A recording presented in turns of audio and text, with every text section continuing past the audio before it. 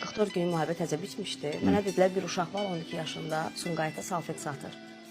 Ged onu çək. Gəldim, gördüm ki, maşına yük yeri bilirsən də nədir? Bəli. Maşını yük yerində yaşayır, ana, bacı, bir də bu 12 yaşında uşaq. Girdim içəri, danışdılar, dedi ki, bir müddət mən salfet satmamışdım. Bizə bir oğlan kömək eləmişdi. Və bir müddət keçdi, oğlan hər şey eləyirdi, mən salfet satmayayım. Bir müddət keçdi, bu oğlan gəlmədi. Nə ərzaq gəldi, nə pul gəldi, çünki oğlan gəlmədi. Günlərin bir günü bu maşını yük yeri də, vaqon kimi bir yer. Oranın qapısı deyir, döyüldü. Açdıq qapını, gördük bir dənə qadın deyəm qapıda, əlində qazan. Deyir ki, həmən sizə yardım edim, oğlan mənim oğlum muydu, şəhid oldu. Ay.